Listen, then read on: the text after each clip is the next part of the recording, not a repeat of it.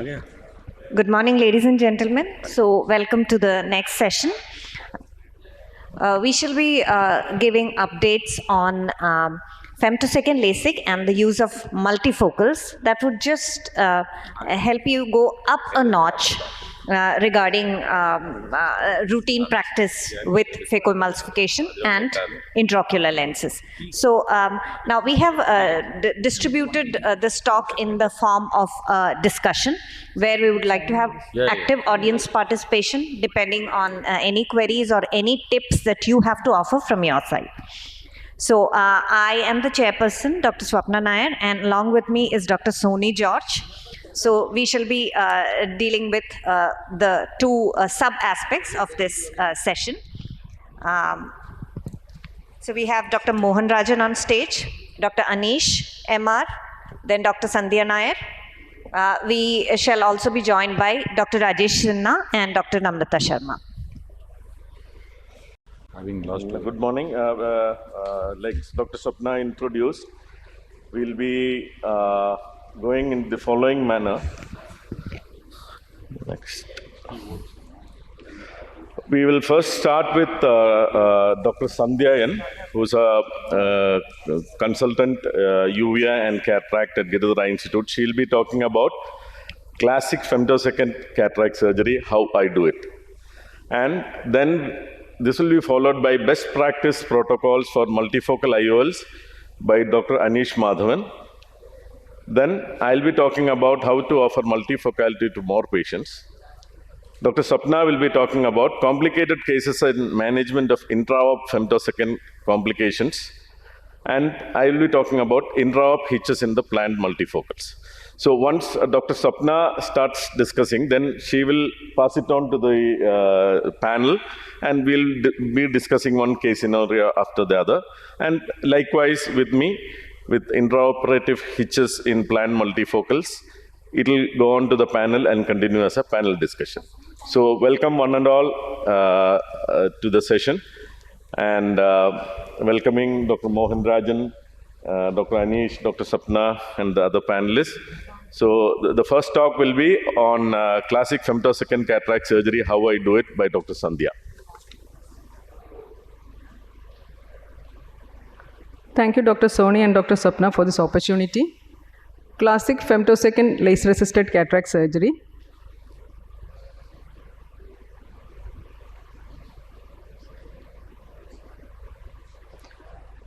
Now, this is a patient with grade 3 nuclear sclerosis. Docking and laser firing has been done. Now, here we have the primary incision, capsulotomy, and lens fragmentation done. Madam, video is not.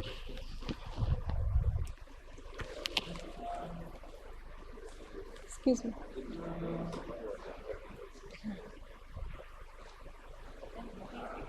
I think so.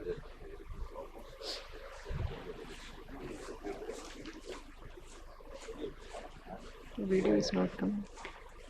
They said, directly I am playing, not from the PowerPoint. It's not from the PowerPoint. I want to play it directly. Just close that. Yeah.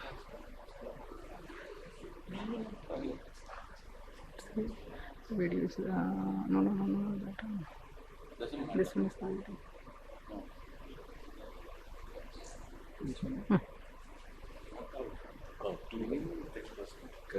Thank you.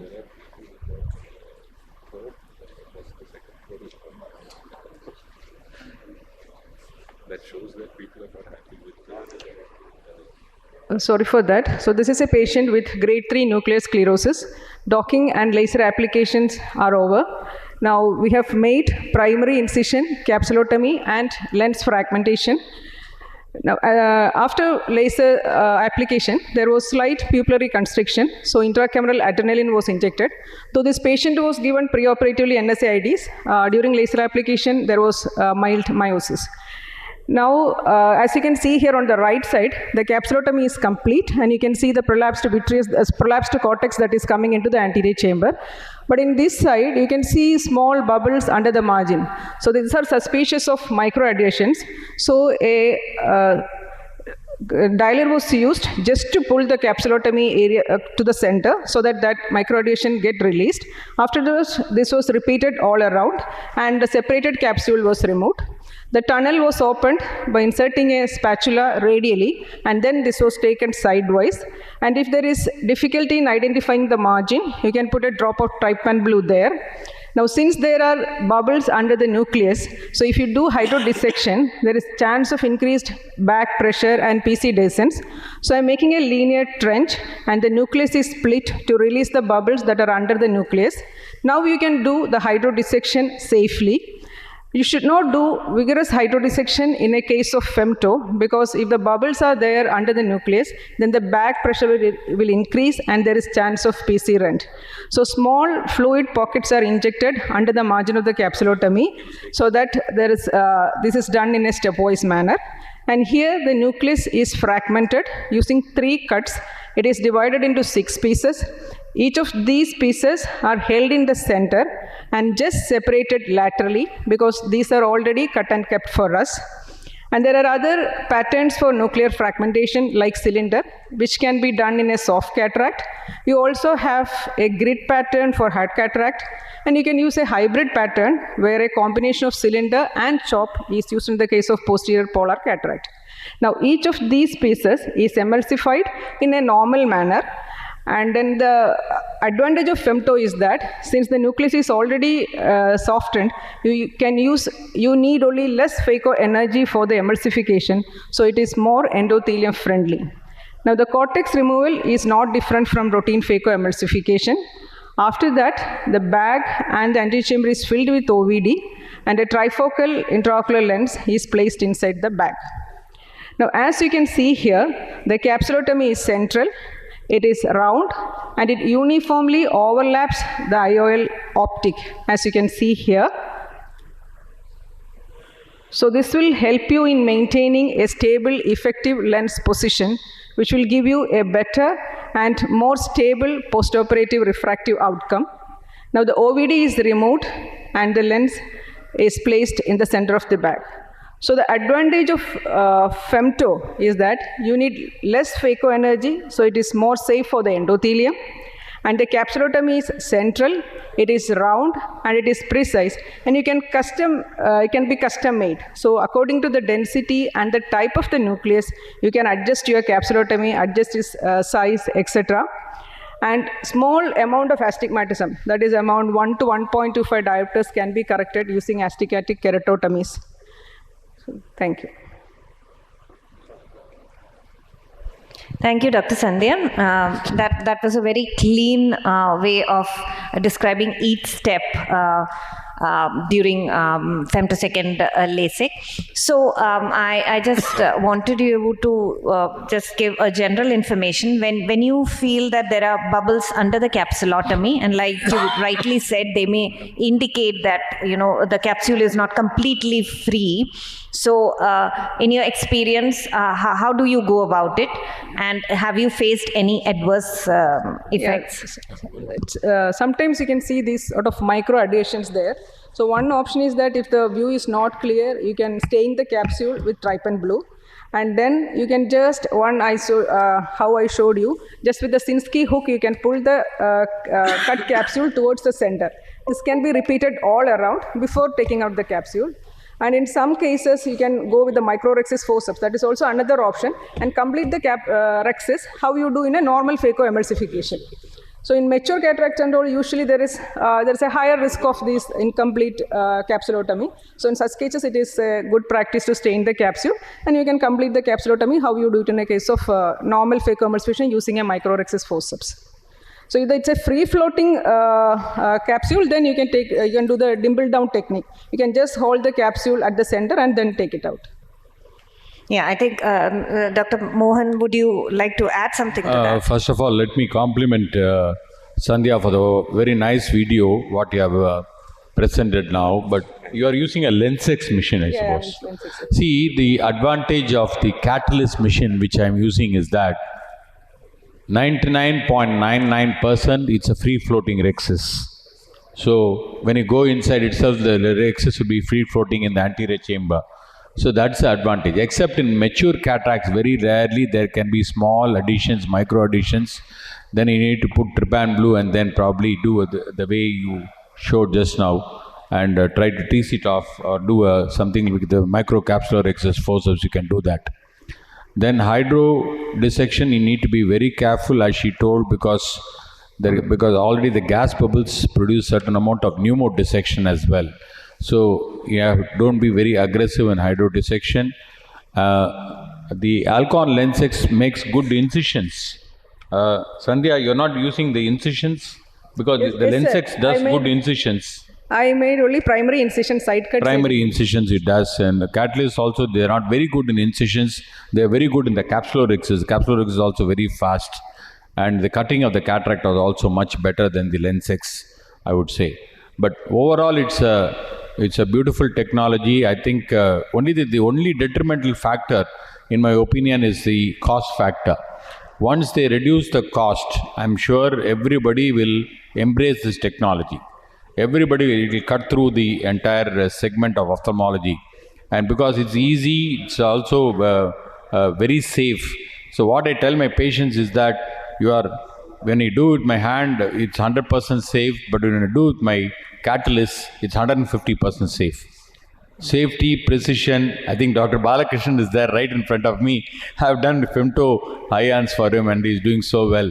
And that predictability, accuracy, every time, consistently, it's like Sachin Tendulkar and Dhoni hitting a century every innings. You can do that consistently. Yeah. Thank you, sir. And coming back to the rexes, another tip I'd like to share is that when you do your rexes or try to complete it with the micro rexes forceps, so it may be a good idea to stay outside the laser marks that you have made, so that you don't get small postage stamp tags that sometimes may happen if you're just staring along the laser mark. So it's a good idea to stay around or outside the laser marks, so that you have a continuous curvilinear capsule rexes, or at least you have small scallops that don't tear, unlike the postage stamp ones or large tags that may very rarely happen. So this is not a common phenomenon, because she has done a lot of cases, she has seen that, and that was one of the purpose. So I think over to you, Dr. Soni. We'll go on to our next speaker. Yeah, thank you, Dr. Sandhya. And now I call upon Dr. Anish on his talk on best practice protocol for multifocal IOLs. Over to you, Dr. Anish.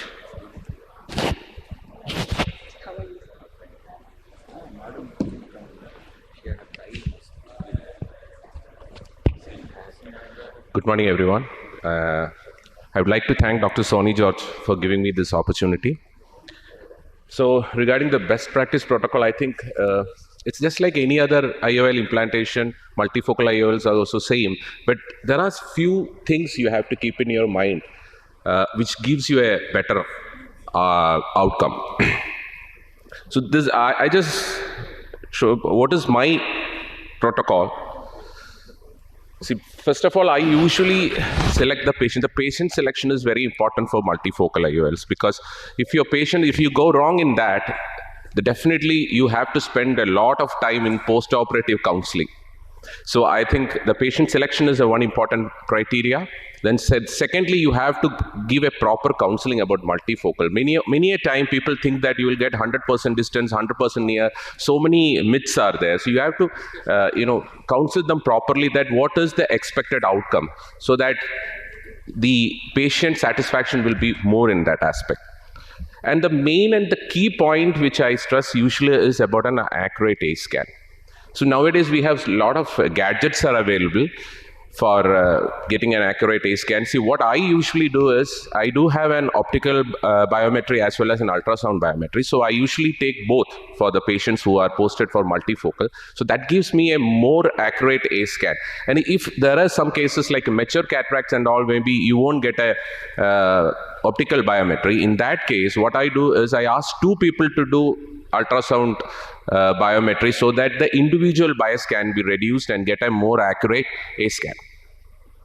And of course, in the surgical side, you need a very perfect rexis. That is one of the major criteria for better multifocal implantation. So you should have a well-centered rexis. Of course, I think many of us won't have the privilege to hold a femtosecond laser. So then we have to have a perfect rhexis for that. Then of course, intact back should be there. That is, even if you encounter any complication, you can manage it. But better if you spend 1 or 2 minutes extra, maybe you can save your bag and do a perfect surgery. Again, I think one more point I usually stress for my IOLs is like implantation is that I usually do a thorough visco wash. Many a time what happens is, suppose you are putting a multifocal toric, if there is a little bit viscous behind the IOL, that leads on to some kind of rotation in the later stage. So always try to, do a pakka visco wash, and especially under the IOL, and then you have to centralize the IOL before you leave. So finally, you have to central the IOL. That is for multifocal. So these are the points which I usually take care for a multifocal IOL implantation.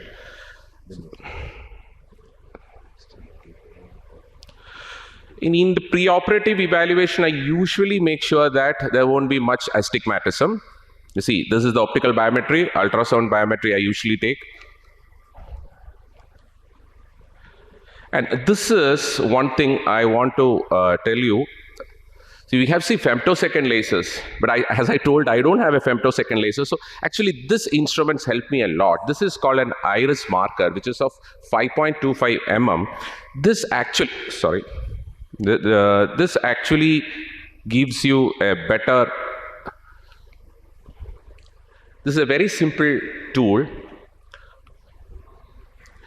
Just, you have to make an impression on the cornea, well-centered impression, and this will act as a guide for you.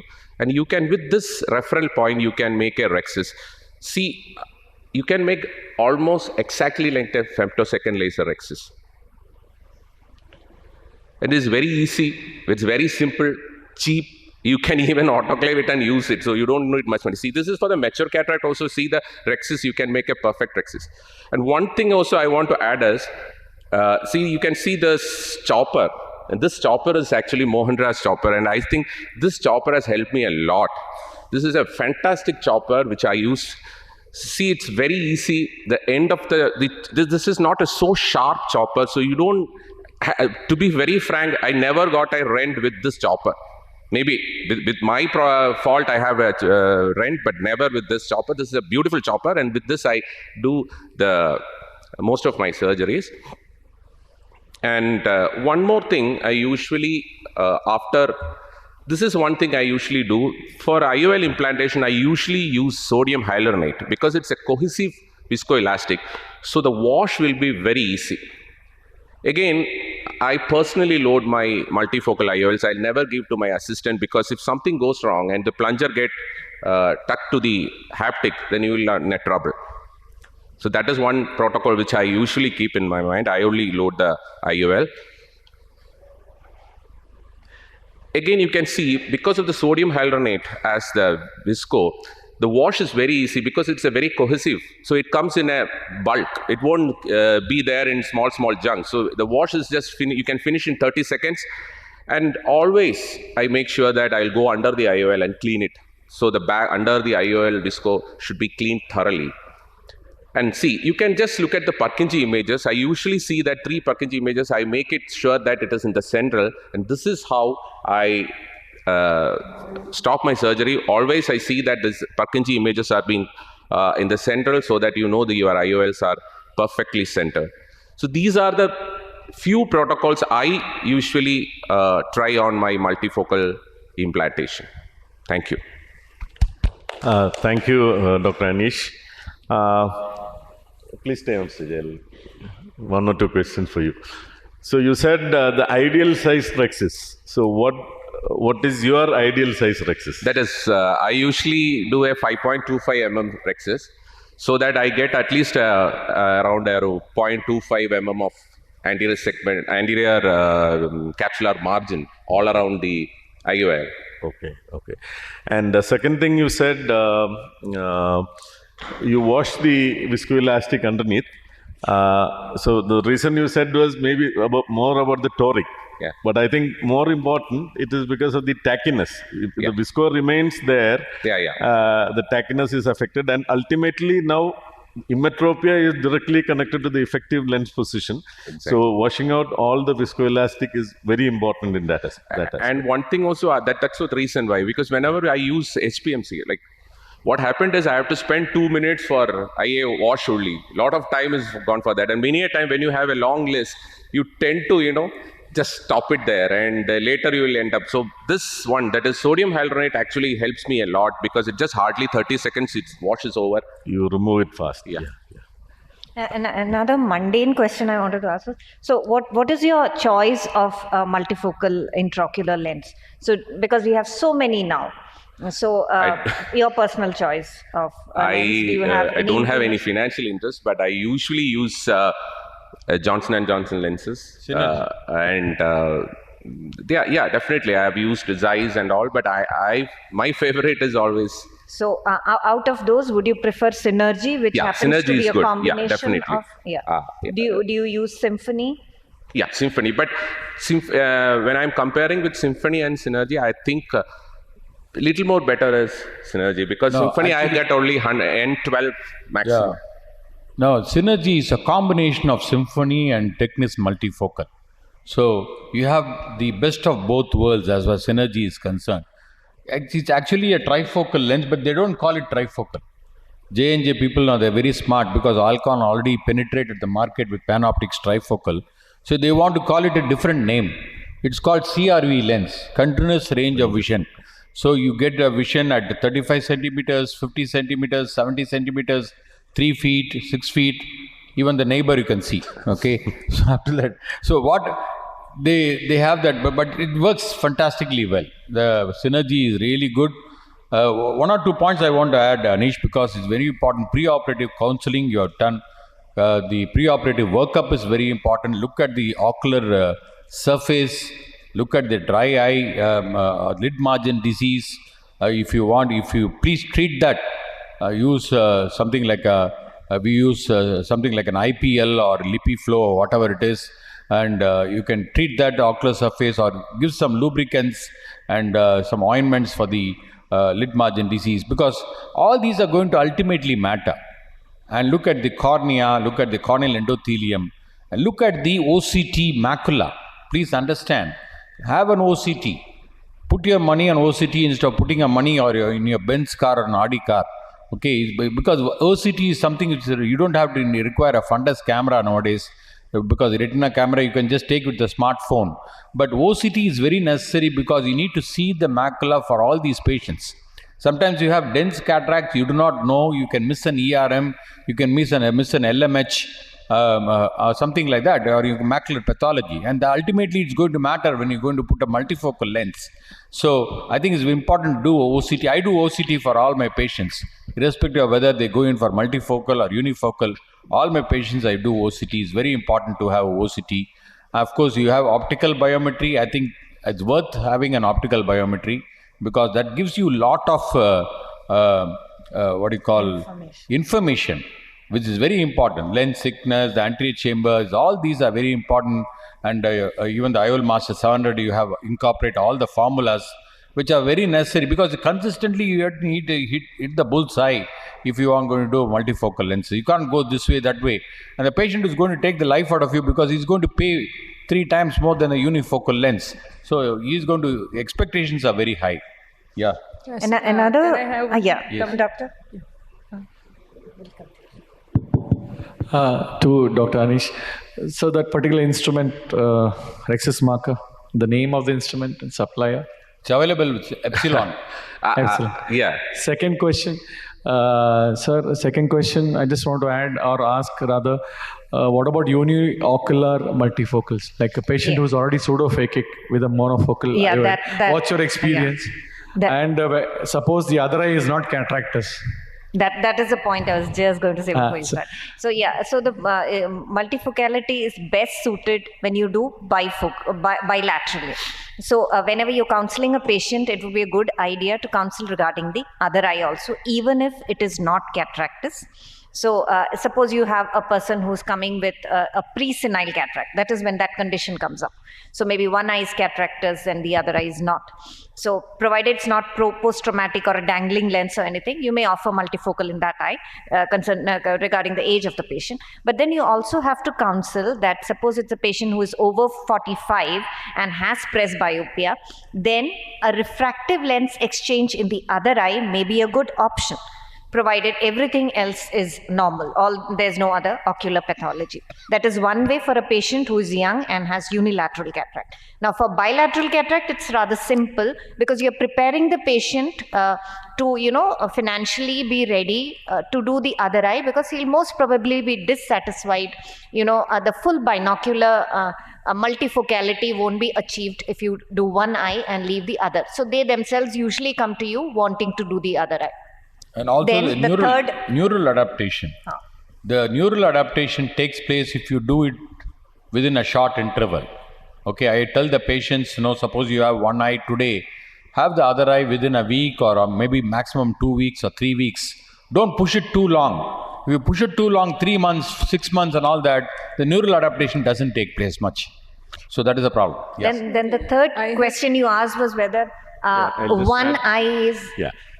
No, sorry. Yeah. If it's a young patient, maybe around 20, 25, 30, with the full range of vision in the other eye, maybe due to Fuchs, Fuchs iridocyclitis, you can implant a multifocal in that eye and, leave him without a refractive lens exchange in the other eye, because if he is 6'6", N6, he does not usually complain. But if he is presbyopic in the other eye, definitely what Dr. Swapna suggested is the ideal solution. So I had experience of putting one eye monofocal lens, the other eye multifocal lens in 2 patients, because they were husband and wife and their children were abroad. So the problem with them was at night when the children ring them up, they couldn't, it was difficult for them to find out the phone number or name of the person. So first eye they had already undergone cataract surgery and put monofocal in that eye. So they don't know whether they have kept the spectacles and all. So they insisted on putting multifocal in the other eye so that they can see the name of the person when the phone comes. So I put multifocal in the other eye, telling all these things that there will be no stereopsis, all those things. But luckily they didn't complain anything, and that was what they wanted. So I think these patients, we should customize these things.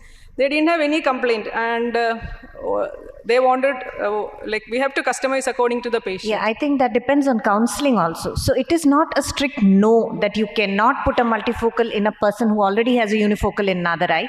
I have had patients who have cribbed even after spending 1 hour with them pre-operatively and telling them what they are going for and all, but still they are not able to adapt, like sir said, that adaptation to the new lens with the old is not happening in some. So even now, I would prefer that if it's not a very young patient, that I go for the same kind of lens that I used in the other eye. But if it's a younger patient, by younger I mean, anyone less than 45, then I would, of course, offer, be more liberal in offering a chance of, a multifocality in one eye and unifocal. Sir, I just have a case. I just need your this thing. Sir, I had a case where she was actually an architect. She was around 30-year-old, and she was having polar cataract. I operated and put a multifocal, but unfortunately this girl was arthritic because of immunological HLA-27 arthritis was there. So after the surgery, just even 1 month after, she got a both eye severe post-operative uveitis. Then with the steroids and all, she become better. But now the problem is she gets lot of pigments on the multifocal eye. So now it's become a headache to me. Every time she comes and every 3 months, 4 months, she will get a relapse and recurrence. So I personally feel that during the counseling time, we have to look at these kind of things also. I think this immunological thing is very common nowadays. You have to select the patient accordingly, I feel. Because if it was a monofocal lens, this much of problem won't be there. Now, because No. I don't think that is true. That is more to do with her uveitis than the multifocality of the lens. Yeah. She would have been equally, pestering you for either. And another condition is pseudo-exfoliation. pseudo-exfoliation also, this can happen happened because there can be capsule phimosis and then decentering of the multifocal lens. So this also you have to keep in mind. And coming to the selection of multifocals, my selection depends on the age of the patient. That is, if it is a younger patient and he has got more of intermediate working, then I'll go for an EDOF lens. And if the means prefers to drive and all. And otherwise, if it's an elderly patient and prefers to read more, then I'll go for a trifocal IOL. So nowadays, we are using more of trifocal IOLs because of the original, that photic phenomena that we used to have with the old conventional bifocal multifocals. So, Thank you, Dr. Anish. nice. Dr. Anish is a prolific surgeon from Kollam, and that is reflected in his presentation. Thank you very much. So now we go on to Dr. Sony's talk, and he is going to offer some tips on how to make multifocality a reality for many more patients, both by way of counseling and by choice of lens. Good morning once again. With the present technology, we are able to offer multifocality for a wider range of patients. I'll tell you why. Because most of us, when you counsel a patient for multifocal, you look at the socioeconomic status and the profession of the patient. So most of the time, if it is a lady who is coming for surgery, who is a housewife, generally we do not counsel her aggressively for a multifocal lens or an EDOF lens. But it is very important for a person who cooks to have good intermediate vision. It is not only the patient who works on the laptop, but any patient who cooks, any person who paints, and any person who does such fine this thing in an intermediate distance. So earlier, because of the cost, again, the middle class usually used to be excluded from counseling for a multifocal patient, multifocal IOL. But now with the technology, we have much more lenses now. So we started with the array, rezoom, the restore, the trifocals, and the EDOFs, the VVT EDOF, and also 2 lenses from Indian companies, which have made it more affordable to the middle class. One is the aspherically modified EDOFs, like the iHands and the Swissfob from Apasami, which is an excellent lens, and a refractive-diffractive EDOF called Vivid from Orolab. So what are the considerations you have? One is the economics. Yeah, so economics, when it comes to economics, now we have the Indian counterparts which who are making very good lenses. We'll come to that. Photic phenomena was a very big problem. Like if you quote Dr. Mohan Rajan, multifocals used to be for house husbands and housewives. So we have moved a long way away from now. And astigmatism. So we never initially had multifocal torics. Now we have plenty of multifocal torics and EDOFs. And the functional working distance, near and intermediate. Now, there are a lot of people, I mean, in fact, all of us have moved from reading at the distance of 33 centimeters. I don't think anybody in the hall now reads at 33 centimeters. Our reading distance is receded to around 40 to 50, thanks to all the gadgets we have, the mobile, nobody reads books with very fine prints. So the redefinition of working near and intermediate is come through. So coming about the economics, the Indian multifocals, we have companies like Region from Apasami and Define from Orolab, which are good multifocals. And we have the Indian EDOFs, the Swissfob, which is basically aspherically corrected EDOF from Apasami. And we have the Vivid, which is a EDOF lens with rings from Orolab. So photic phenomena, that was again a problem. We had to, reduce our, catchment area to people who do not drive, who do not have already pre-existing glare, etc. But we have the VVT lens, which has really been a game changer. And we have the AT Lara from Zeiss, which again gives you good intermediate vision. And the Panoptics or the AT Lisa Tri, which are multifocals, trifocals, which have very much reduced photic phenomena. For example, when we had the initial multifocal, the loss of light used to be around 30 to 35%. Now it has come down to hardly 12% with the panoptics, AT-laser tri, and the VVT. And the toric versions, I said, people with pre-existent astigmatism, you have to correct anything above 0.75 astigmatism if you want to get a good multifocality. So we have the VVT toric, the panoptics toric, AT-laser tri toric, and the AT-LARA toric. Unfortunately, the Indian companies still haven't come out with the toric versions. We hope they'll come out soon with those lenses. And functional working distance, again, the Vivid and the AT-LARA will give you excellent intermediate vision and functional near vision. I'll tell you how I do it. And the VVT, again, it's a mark apart. Regarding the photic phenomena, it is almost like a monofocal. And functional working distance again. And the Swiss phobe, again, has got a good functional working distance. The intermediate is good, and with a little correction on the residual power, you can get even good intermediate vision. So this is the AT-LASER. You have intermediate at 1.66, and the add is 3.33, and this is how the lens looks like. And we have the panoptics, which works on the Enlighten technology. There's, like I told you, it's only 12%, and there's a continuous range from 40 to 80 centimeters, and the multifocal equivalence. So the AT-LASER, it works on the light bridge technology with 50% light for far, 15 for intermediate, and 35 for, distant intermediate, and 35 for near intermediate. And this is how it looks like. I'll talk a little bit more about the Indian options. So here, Swiss phobe is a lens which is aspherically modified and aspherically corrected so that the central area gives you more depth of focus and some amount of residual minus, so that the patient is able to go for intermediate and near. And the peripheral portion is for the far. So the anterior refractive optic element gives excellent distance vision, and the negative aspheric in the periphery gives better depth perception and good night driving. And compared to one of the leaders, the Minivel IOL, they do very well in comparison. In my experience, I've done around 26 patients with bilateral implants.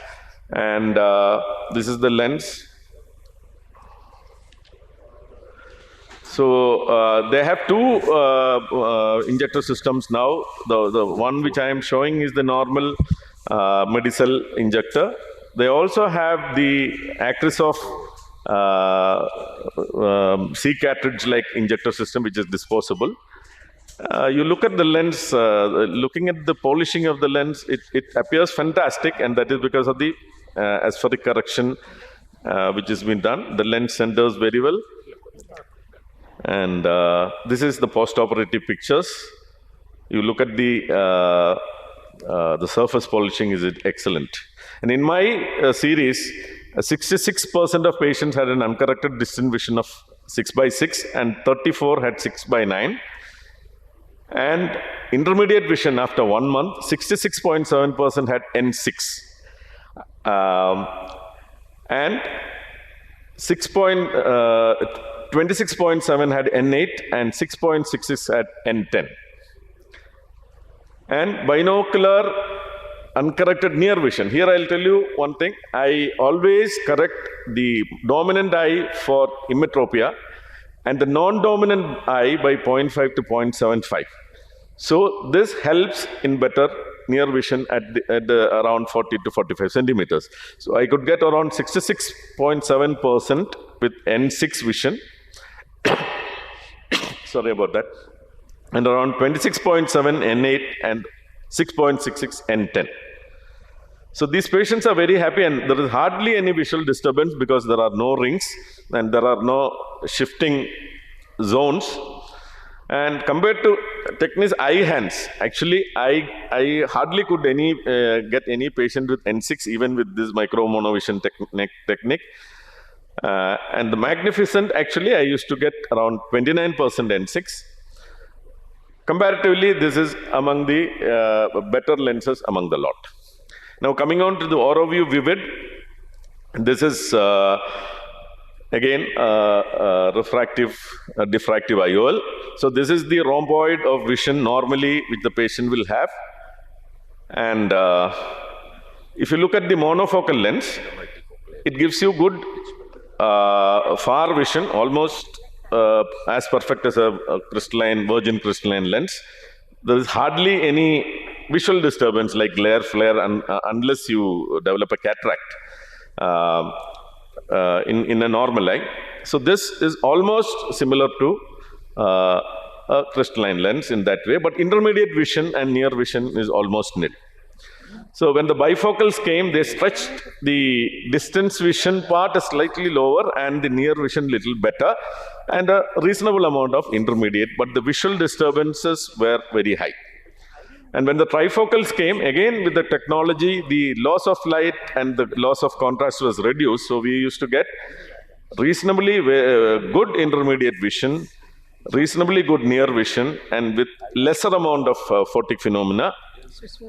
And with Vivid, what we are aiming at is to give much better intermediate vision, near vision which is functional, better distance vision, and minimal visual disturbance, almost comparable to a monofocal IOL. So this has got the central rings. There are the refractive area is around 3 millimeters with the central myopic zone, and you have the rings here which are responsible for the improvement in vision. And the refractive surface is the anterior one, and this is how it is spread out. And compared to the other lenses, the traditional EDOFs, you have better functional near vision and better contrast. And in my series of 21 patients with bilateral implants, this is how the lens looks like. I'll speed it up for want of time. This you can see the 4 rings very clearly in this. Very well centered IOL. And these are the pictures. This is the day 1, day 2. This is 1 week, 1 month. And this is dilated, very well centered IOL. And here, in 5 patients, I get 6/6 uncorrected vision. These are the patients I've made them emmetropic in both eyes. And in this group, the right eye, the dominant eye gets 6/6 and the other one 6/12 because I've given a residual of 0.75 in the non-dominant eye. And the last 5, I've given minus 0.5 in both eyes, residue in both eyes. That's why the near vision, 6/9 vision. And so binocular uncorrected distance vision, the 11 patients had 6/9, 5% had 6, and the others 5 had 6/6 vision. Intermediate vision at the end of 1 month, 76.2 had N6 uncorrected, 14.3 had N8 in one eye and N6 in the other eye, and 2 had N8 in both eyes, but all of them had binocular vision of intermediate of N6. And binocular near vision, again, 66.67% had N6 and 33 had N8. And the visual disturbances, hardly any, only 1 patient in one eye which had a hard cataract, had little bit of, by the time his corneal edema, till then he had a little bit of visual disturbance which cannot be blamed on the IOL. And obviously the Vivity, which has got the, is called the X-EDOF, which has got the central portion and the belt around. And this gives, this stretches the wavefront forward and shifts the wavefront forward. And it is almost comparable to a monofocal as far as the photic phenomena, etc. is concerned. In fact, one of my patients said, I just went out for a drive just to experience the sheer pleasure of driving. So after putting in a multifocal, it's rare to get a patient giving you that comment in probably after 1 month. So this is how the lens is implanted. And like Dr. Anish said, it is always better to have a 0.5, 0.25 to 0.5 to 0.75 overlap for the better this thing. And this is the lens in the bag, perfectly centered. Always you should wash under. And this is the post-operative pictures, very well centered IOL after dilatation. And this is my data. Most of the patients had, with this micro monovision, minus 0.75 in one eye. I get almost N6, around 40 to 45 centimeters. So now presbyopia correction can be offered to more number of patients regardless of their financial status, level of activity, and astigmatism. Thank you very much. Hello. Very nice. Sony, you can be there. We just ask some questions. Very nice presentation, Sony. I think you have covered the entire gamut of... only thing is, do you consider the Swiss-phobe and this high-hands? I don't consider that as a multifocal lens at all. We call them unifocal plus lens. So it's got a slightly bigger advantage. The near vision is not all that good.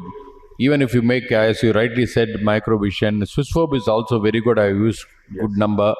High-hands have used a very large number. But you don't call them multifocal lens. So we call that unifocal lens. You have the advantage of the price. The price advantage is there, and the high-hands or the Swiss-phobe lenses. I feel that is thing. Then regarding the what do you call the choosing the right multifocal for the right patient, that is, I think, is very important.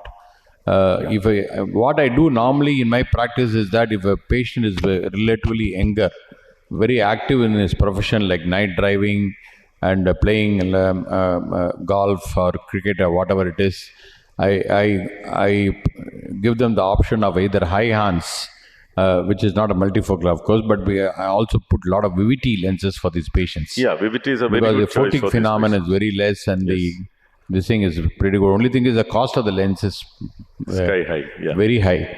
Yeah. Patients who are really slightly above 60, 65 or not much doing driving, I go for Synergy or Panoptics. So you need to do a maths pre-operatively, sit down with the patient, what is the requirement for them, whether they use a lot of computer or they use a lot of books or newspapers, or they work on the laptop, or they do a lot of outdoor activities. Depending on that, you have to choose your multifocal and follow all the protocols what Anish has mentioned in his talk as well. Nowadays, for an affordable patient, if he's a retired professor, most of the time reading it is Femtolaser or the Panoptics. For all others, literally, who are not still holding the book near, I think VVT is a much better option in my hands, or maybe...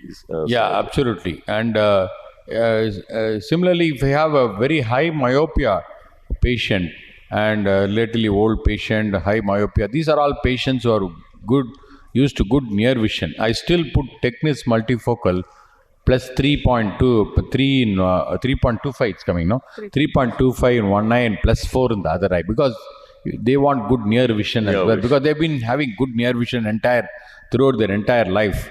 So we need to customize the lens according to the patient's requirements. I think that is the key.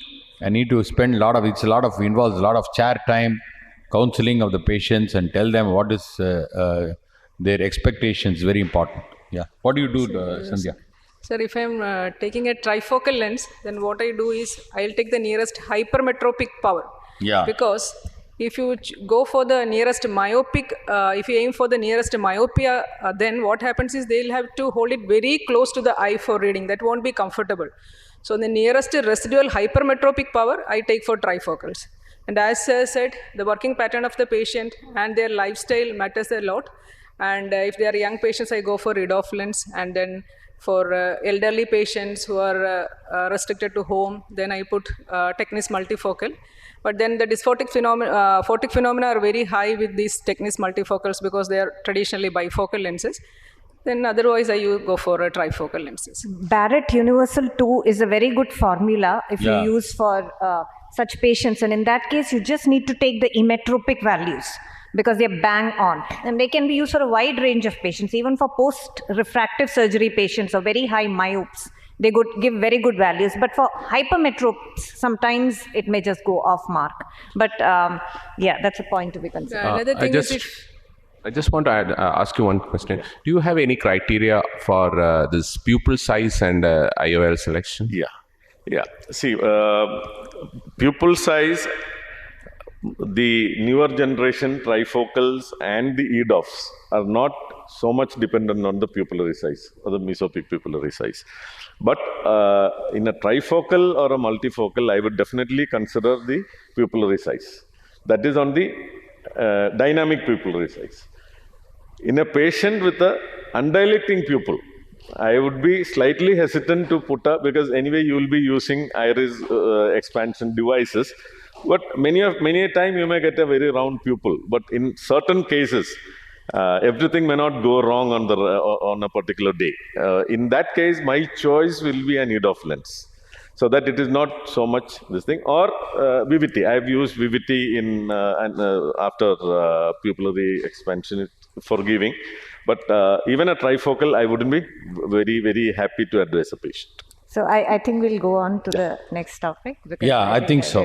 We are running out of time, and we have Dr. Swapna Nair, who doesn't require any introduction. He's a fantastic cataract and refractive surgeon. She's going to talk to us on complicated case management of intraoperative femto complications going beyond routine phaco and IOL, femtolaser assisted cataract surgery.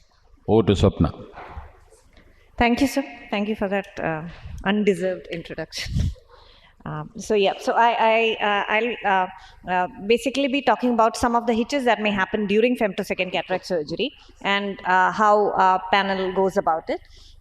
So we use femtosecond basically to correct incisional astigmatism or limit incisional astigmatism by using a very accurate wound size and a very tightly sealed wound, or astigmatic keratotomies for proper lens centration with well-defined and well-planned capsulotomy, and to reduce the effective phacoenergy by means of nuclear fragmentation.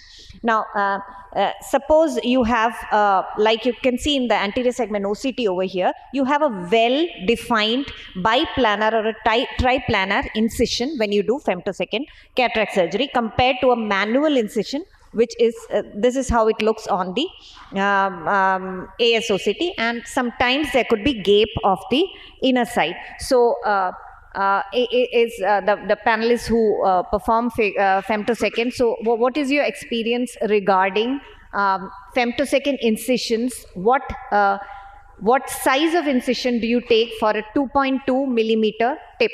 So I would like to have very precise answers to these questions, sir, so that we stick to time. And Dr. Sandhya also.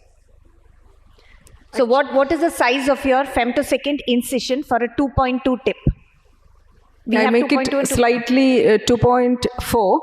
I use it like that. And these incisions are, they found to have less wound leak. And then the DM detachment is also very less. Sir? I do 2.2 only. I do 2.2. What I do is I go with the incision opener, and then with the phaco probe, as soon as I go in, I make some lateral movements like this and like this.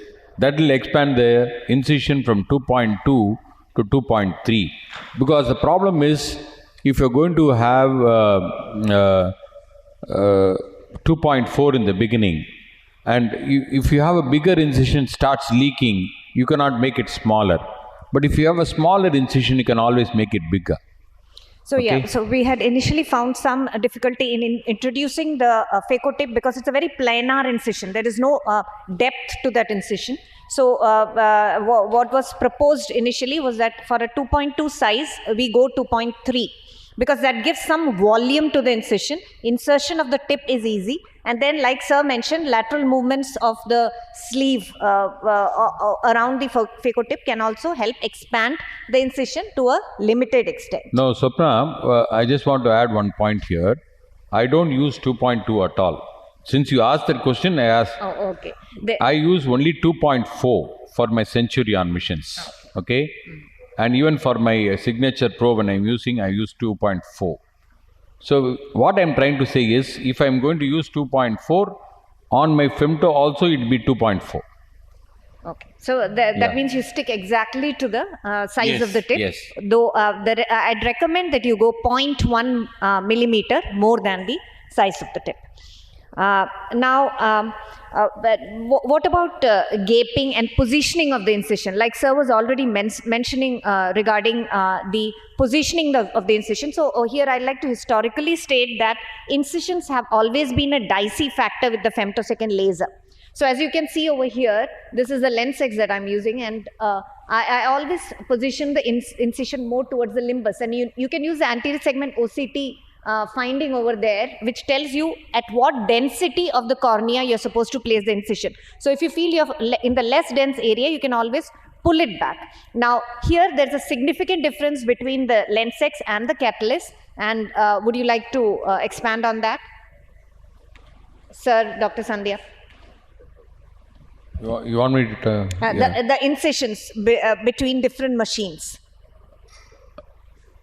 No, I don't do incisions with my catalyst anymore. Yes. Yeah, I don't do, especially the side ports. I make this main port incisions. I make, not in all cases. If the patient got dense arcus senilis, I don't make. Sandhya? The problem with the incisions, femto incisions, is that it becomes a little more corneal.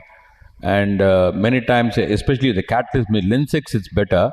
You're not able to open up the incision and it becomes a little messy. So I don't make the incisions unless it's a younger patient. Main incisions I make, maybe around 40-50% of my patients I make the main incision, but no side port incisions. So that is because sir is using the catalyst machine, which has incisions a bit on the dicey side. They usually end up more corneal, or opening them may become a bit difficult. Regarding the lens X machine, yeah, I've only experienced with lens X machine. So sometimes it is difficult to open the incision. So in such cases, I make a clear corner incision, how I do for routine phaco. And sometimes if there is difficulty in identifying the margin, then I put a drop of trypan blue. Yeah, so I consistently make primary and secondary incisions using the lens X machine. And but you need to know that when you position the incisions on the anterior segment OCT, how they are going to turn up under the microscope during surgery. So you cannot pull them too limble, but at the same time you have to mark them enough. And the software has improved quite a bit from what it started with. Dr. Naren? Naren, what's your opinion on that? Yeah, thank you, sir. So I think, see, in terms of femto incisions, it's a surgeon's preference.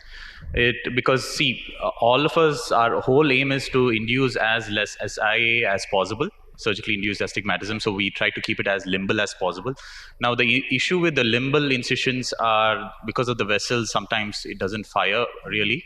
But a small trick, if at all you are a person who always uses these femto incisions, femtolasers for your incisions, then what you can do is, before you try to open the incisions, the outer opening, just make a slit with the blade, and then you start separating the incision, because that initial slit with like a crescent or something like that with the opening, what happens is it cuts the blood vessels, and then it becomes much more easier to enter or separate the incision. Yeah, but you should be careful you don't go into any wrong plane at the same time, because you're using a sharper instrument. No, we're not entering with the sharp instrument. Just make a vertical slit. The vertical one. The vertical one itself, you should not bypass the horizontal plane that you've already made. No, you're not passing with the blade in the horizontal. So basically with the blade, you just make a vertical slit, that's it. Then you dissect the rest of the incision on a regular instrument, so that this will become significantly easy to separate if you just do this small extra step. Thank you. So for dense arcus, how do you go about that? Case of dense arcus. See, if you have arcus like this, there shouldn't be any issue with the incision. It does really well. It's very, very rare you have extremely dense arcus, but in those cases, definitely avoid these kind of lasers, because there'll be a lot of attachments and fibers, and the manipulation will be excess, and then basically the wound creation won't be that great if it is too thick arcus. Better to avoid. Just create your rexus and lens fragmentation, and then you go ahead with the surgery. Yeah, so the basic tenet is that femtosecond laser would not pass through opaque media, and you have to know the limitations of that. So now regarding astigmatic keratotomies, it can be used when the patient does not choose a toric intraocular lens. Is that the tenet you still follow? How many of the panelists use astigmatic keratotomies on a regular basis? And what is your experience with it? Do they last? No, anything less than 1 diopter, 0.75, 1 diopter, I use astigmatic keratotomy, and more than 1 diopter, I go in for a toric lens. It works significantly well, and it's quite stable. The incisions are quite stable. The results in my hands are very good, and it's much better than your manual LRIs, I would say. Definitely. And opening of the incision can also be planned. You can do it either before or after the implantation of the intraocular lens. So you can see how that incision is being opened. Only thing, you need to provide some widening of that incision to make it more effective. Now, DM issues, that is when we fire the laser, as you can see over there, there are many bubbles in the anterior chamber. But along the incision, you may find some, bubbles happening that remain static even when there is, fluid going through the chamber. So, such static bubbles, like the one very close to the main port incision over there, is there a pointer here? Is there a pointer? Is a detachment of this bubble over here. It's a detachment of the decimase membrane. So that needs to be recognized. Have you faced such issues with the laser? How do you proceed with opening the incisions and further phaco? You want to answer that? Sandhya or Dr. Mohan, Dr. Naren, have you had any such issues? The catalyst machine, we have not had this problem of so many bubbles there, but still the bubbles are there. You can just open it up and just do a fluid exchange, the bubbles will start coming out, or put viscoelastic like sodium hyaluronate, that will take care of the problem as well. So I have not seen much problem with the bubbles. Yeah, once you open it up, I think it's once you do the viscoelastic or the put fluid, it will come out. Yeah, so those are the bubbles that happen because of the energy produced by the laser in the anterior chamber that has come because of either the capsulotomy or the lensectomy.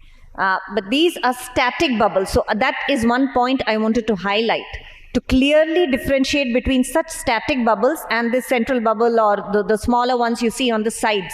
Because this is a definite DM detachment. These are usually seen in patients with lower endothelial cell counts. And that there is a plane of dissection between the stroma and the decimates over here that can extend if this incision is not entered very carefully. So any tips from your side? Have you faced such a situation? What would you do in such a circumstance? So personally, I haven't faced such an issue, but if you have a situation like this and you don't have any intraoperative OCT in your hospital, a simple trick is redock, rescan. Actually, you will get a clear picture whether the DM is detached. Do not shoot the laser, it's just for the OCT, so that now you know, okay, whether there's an actual issue with the DM or not. There's no issue, you carry on. But if there's an issue, sometimes this can really extend. If that is the size of the DM detachments, it's a pretty significant one. A simple solution is take a new incision. Don't do femto again. Take the patient to the OT, create an incision 90 degrees on the opposite side. But after you have gotten, just put air bubble for about 30 seconds and then you continue with your surgery. This will further, protect it from again and again detaching. Yeah. So that is a very good point. I wanted to highlight that either you don't. You're talking about the gas bubble inside the cornea? Between the decimace and the stroma, sir. Yeah, so that bubble you see is between the decimace and the stroma. You get this problem? Yeah, this can happen in low endothelial cell counts. It's not very common. It is a rare situation. I have not had it at all. Yeah. So here either you make a fresh incision using your keratome and completely forget this, or you can also enter this incision with a sharper instrument very carefully compared to blunt dissection. So we have already discussed capsulotomy very extensively, so I shall not be going further into that. Only rexis completion. So here, as you can see that the docking is happening and the rexis is going to be fired. So as this goes on, Does the audience notice anything abnormal over here, or do you think all's well?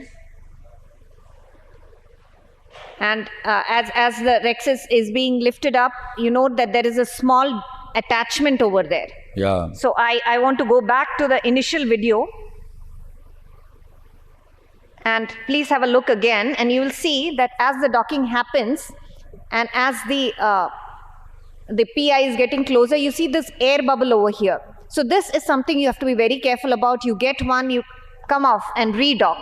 So it is this air bubble that causes the rexus to be incomplete in that particular region.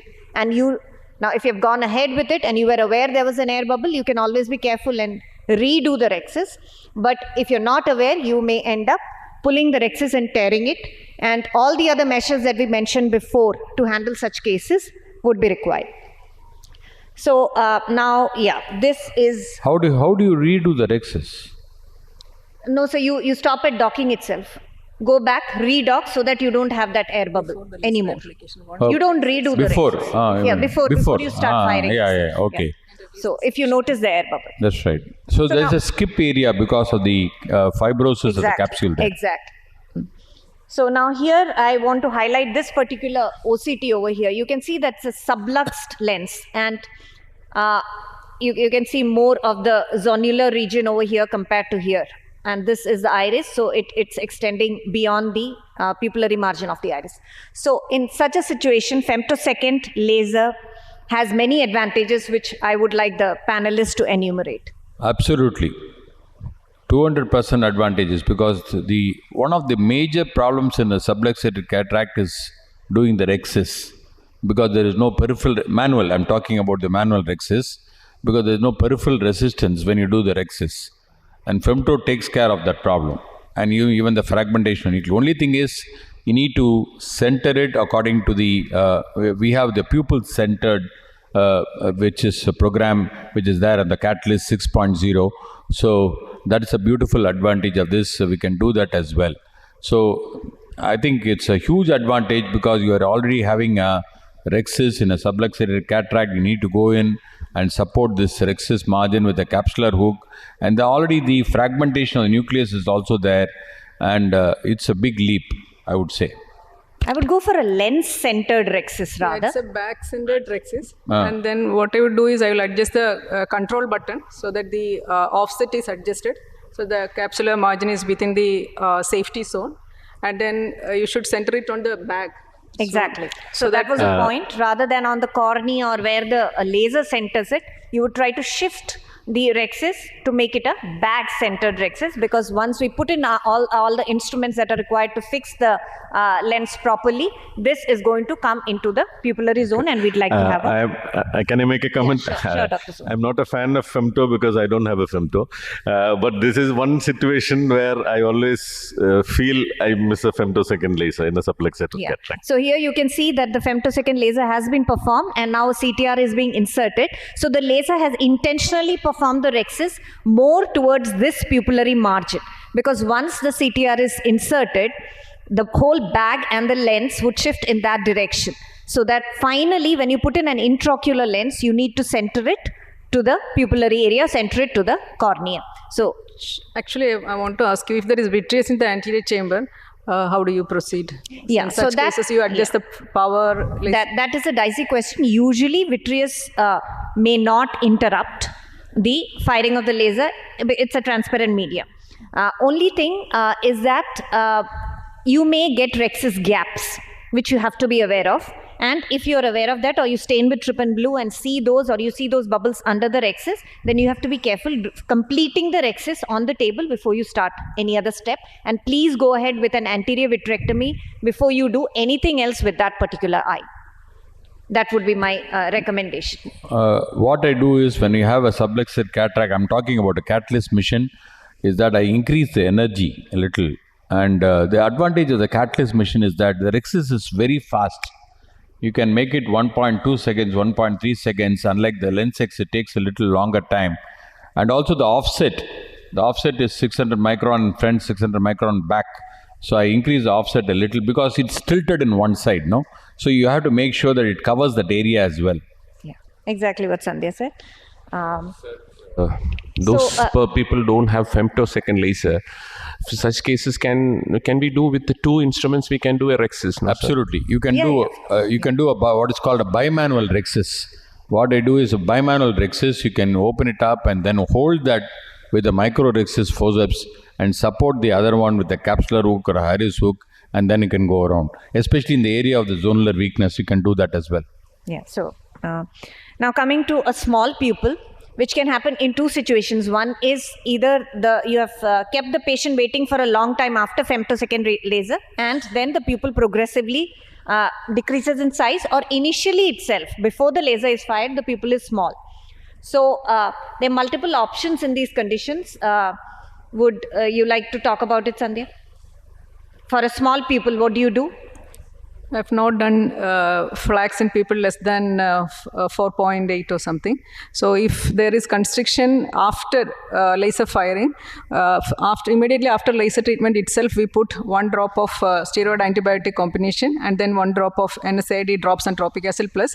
So that's the prostaglandin release is taken care of. And preoperatively also we give NSAID drops. I've not operated on very small pupil. Yeah, so that would be wise not to operate on a very small pupil. The minimum you go with the capsulotomy is to the extent of 4.5 millimeters, not less than that, because they expand a bit more following the procedure. Secondly, you are at risk of firing on the pupil margin and causing heme in the anterior chamber and further constriction of the pupil. Some people do recommend using pupil expanders pre-operatively. So do you have any experience with that, sir? In femto, I have not used. I know. I don't think it's a good idea. Many people do this, do the Mulligan ring and go and take the patient back to the femto and dock, and then do. It's not a good idea because you're not working in a sterile environment at that point of time. So what I do is normally my cutoff is around 5 millimeter, and because I can get my rexis around 4.5. I can go about 500 micron less than the 5. And the advantage of catalyst again is that it cuts beyond the margin of the rexis. So even 5 millimeter, it cuts, the nucleus gets cut to even to the periphery. And that's the biggest advantage. Once you put intracameral phenocaine or the ultra, whatever it is, a lot of things are available now, then the pupil starts expanding and then you can get away with it. We say the advantage of a small pupil is that in the femto in a small pupil is that already everything is done. You don't have to go in and manipulate. So the rexis is done, the fragmentation is done, so you need to just go and pick it up and come. Yeah, and pre-operative non-steroidal agents also do help in maintaining intraoperative meiosis like in a regular surgery. So now here I won't go much into the nuclear fragmentation. We all know that it aids in reducing the phacoenergy. So you can see different types of nuclear fragmentation over here, the wedges, the cylinders, and then for hard cataract you can have the cubes. So is there any particular preference to the that you have for nuclear fragmentation? Sandhya, Doctor. Very soft cataract, I go for the cylinder cut, and then if it is moderate, NS2 to 3 chop pattern. Very hard, I usually don't do femto, but the thing is matrix or grid pattern can be used. Actually, very hard cataract are indication for femto, but since the profile of the patients are very high and I don't operate on raw cataract on femto platform. What would be your opinion, Dr. Rajesh? Regarding the kind of nucleotomy you use for depending on the grade of cataract? See, if it's a very hard cataract and if we are doing flax, what I prefer is I would like to do fragmentation in the central part. So the central core becomes little bit weaker. And the idea is that in a hard cataract, if you weaken the central core and then chop, it becomes easier, like crater and chop we had described earlier. So that is why I don't make chops. I just prefer doing these central fragmentation in that checkerboard pattern kind of. And that does create it is very easy to create a crater and then you can chop manually because you cannot have a complete chop in a very hard cataract. So you would prefer to have cubes done? In a catalyst, I do what is called octants. You have octants, you have the 6.0 software. You can have center on and center off. In hard cataracts, I put center off, wherein even the center it cuts. Only thing is it takes a little more time. That, for example, 70 seconds or 80 seconds it may take. but it works wonderfully well because Catalyst, the machine is so powerful, it can penetrate up to the posterior nuclear plate without any problem. I have some wonderful videos I can show it later if we have time. Yeah. Actually, sir, I have one doubt in very hard and mature cataracts. Will the OCT machine detect the posterior capsule? Absolutely. Don't underestimate the versatility. Yeah. As long as the OCT is recognizing that, unless it's a very, very hypermature cataract, most of the cataract, near total cataracts, it can recognize the posterior capsule. It will be able to cut. So you'll do the rexus, it'll be able to cut the nucleus as well. Such cases, will you do only capsulotomy or you do lens cut? Many times it doesn't cut, it just creates a mark kind of thing. Just Which machine are you using, Rajesh? I'm using Lensex. Lensex. Use Catalyst. If you want, I can send Catalyst. No, Lensex also works very well. No, I don't have any financial interest. No, I have used Lensex before, long time back, but Catalyst is far better. In many ways. Yeah. But Lensex has the advantage of incisions because you can create incisions which Catalyst doesn't have. So, I mean, there are pluses and minuses of each machine. But yes, in a very hard cataract, I don't know how much it will create. But if you create a central crater by use of femtosecond laser, it weakens the central core. Yeah.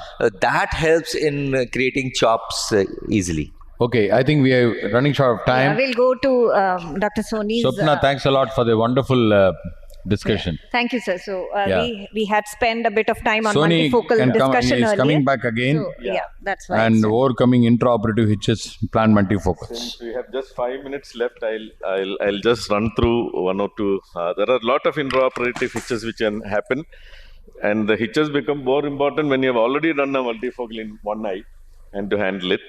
So this is one of the patients. He's a young patient. He has Fuchs. Heterochromic iridocyclitis, and this is a complication, and he has posterior subcapsular cataract.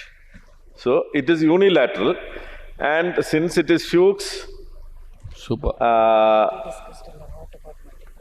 I had offered him monofocal, but he works in the Air Force and he cannot afford to wear glasses. So he said, even if I don't get full range of vision, I cannot afford to wear. So I had to implant a multifocal in this patient. So what actually happened is, while polishing the posterior capsule, actually it was a deposit on the posterior side of the posterior capsule, and I ended up creating a rent. Yeah. So, and I had planned a restore for him because that was a lens available. So I would like to have the panel's opinion. See, this patient, I cannot put an monofocal lens for whatever reason, and I have a restore lens with me. Huh? Yeah. You're asking us. Okay. Will you go ahead with the multifocal? Can you just repeat that, please? Sorry. The patient is around a 30-year-old Air Force pilot. He's got Fuchs uveitis, and this was a posterior subcapsular cataract, and I polished the capsule, and there is a rent. Okay. So, will you implant a multifocal in that patient? Because the option is there is a monofocal. There are two things. Obviously, anything can happen. But with a jet of water, if you can polish, that will minimizes the risk. But it can happen even with that. That's not an issue. If it has happened, if it's a small one, if it's a small rent and you can round it off, then you posterior can do it. capsular rexus. That is one. In this case, anyway, since the AC was filled with a viscoelastic, and there was no vitreous disturbance, I just went ahead. I didn't do a posterior capsular rexus. Went ahead and implanted the restore IOL. And one advantage is the Actisoft platform. You can just gently maneuver it inside. So earlier, the technicians used to have a multifocal three-piece IOL. So that is also But then I placed the gently nudged the haptic inside, and at the end of surgery, the IOL is very well centered, and the AC is very well formed. I'll go to one more. Sony, I think this patient you got away with, results are good.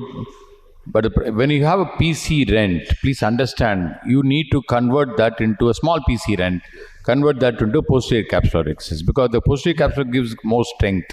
Yeah. If you try to implant a lens in the presence of a PC rent, that will start expanding. Stretch. Yeah. Whatever way you do, it will start expanding. And you will have the lens either on the table, it will go down, or next day it will be on the macula. Yeah. So Another thing that can happen, even if everything is fine, if it's staying there, when you're doing hydro of the wound, you have to be really careful. If you do too much, then also it can stretch. And yes. Yeah. Here I got away with it, and this is one more last case because there's no time. It's already. This is a cataract in which I tried doing the rexis, and if you see, the rexis ran out. So, what would you do? Would you still implant the IOL in the bag? multifocal. Where is the Multifocal, yeah. See, it's run out here. run out here? Can we pull it back? Because No, it has gone beyond that area. see, from the other side, if you can just create. Yeah. And if you just have one extension, so you can keep the, if it's not a multifocal toric, then you can keep the haptic on the sides wherein you have a nice round edges and which are overlapping the IOL. Yeah. So that can be done. Yeah, but here what I did is I just cut the rexis margin where it is going out with a Vanus and continued. Okay, the other way can from be the same side. You can go from the other side. Yeah, I got it from this side itself, and I could complete a decent rexis from that area. I could complete it. It may be a good idea to complete the rexis cut from the opposite margin, which has not run out. So we can look at the flap motility. And if there is you can look at the motility after removal of the nucleus. Yeah, If the flap you look is at inverted, whether it then is you can going definitely place the posteriorly. lens in the back. So I went ahead with a minimal stress, the phacoemulsification with minimum, movement of this thing, and removed. In this kind of cases, I feel a plate haptic lens is much more stable than the other haptics. And here I implant AT-LISA tri-IOL, and it gets very well centered. I try not to tuck it at the area of the rexis extension, but after a good wash, the lens is very well centered. And in the post-operative visits, it's remained very well centered. In my hands, I think the plate haptic works better when there's a rexis extension and remains very well centered. Yeah. So our next course people are throwing very, threatening glances in this direction. I think. I think Thank in you. the interest of time, we should wind up the session. Okay. Thank you very much. I'd like to thank all my panelists, all my speakers for making this session very fruitful and very nice discussion from the audience side. Thank you very much. Could we have a photograph, please? Thank you, Dr. Sapna, and all the panelists and speakers for this session.